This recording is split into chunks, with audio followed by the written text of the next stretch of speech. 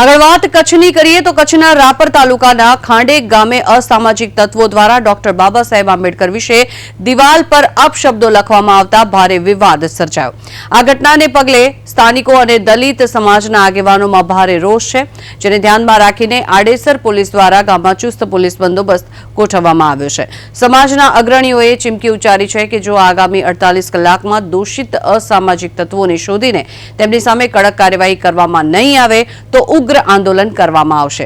હાલ પોલીસ આ મામલે વધુ તપાસ તેજ કરી રહી છે। ડોક્ટર બાબા સાહેબ આંબેડકર વિશે અપશબ્દો લખવામાં આવ્યા હતા, જેને લઈને સ્થાનિકોમાં પણ અત્યારે ભારે રોષ છે। ત્યારે મહત્વનું છે કે 48 કલાકમાં કાર્યવાહી કરવામાં આવશે તેનું અલ્ટિમેટમ પણ આપવામાં આવ્યું છે। ત્યારે આ અસામાજિક તત્વો કે જેમના દ્વારા આ કૃત્ય કરવામાં આવ્યું છે તેમની સામે ક્યારે હવે કાર્યવાહી થાય છે તે સૌથી મોટો અત્યારે પ્રશ્ન બની રહ્યો છે। આ જે કૃત્ય કરવામાં આવ્યું છે તેના કારણે થઈને સ્થાનિકોમાં પણ ભારે રોષ છે। આડેસર પોલીસને આ સમગ્ર મામલે જાણ કરવામાં આવી ત્યારે તે લોકો દ્વારા 48 કલાકનું અલ્ટિમેટમ આપવામાં આવ્યું છે। તાલુકાના ખાંડેક ગામે આજે બાબા સાહેબ આંબેડકરની પ્રતિમાનું અનાવરણ રાખેલ હતું અને રેલીનું પણ આયોજન હતું। રેલીના રૂટમાં કોઈ અસામાજિક તત્વો દ્વારા દિવાલો ઉપર બાબા સાહેબ આંબેડકર વિશે અભદ્ર શબ્દો લખી ગયેલા હતા, જેનાથી આખી સમાજમાં રોષની લાગણી છે।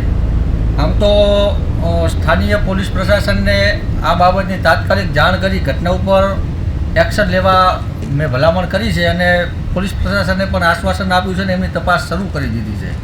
પણ 48 કલાકનો અલ્ટિમેટમ આપ્યો છે કે જો આ નરાધમ તત્વોને જેને પણ આવું કૃત્ય કર્યું છે ને 48 કલાકની અંદરમાં પકડીને ધાક બેસાડતી કાર્યવાહી કરવામાં નહીં આવે તો આ બાબતે ઉગ્ર આંદોલન કરવાની ફરજ બનશે।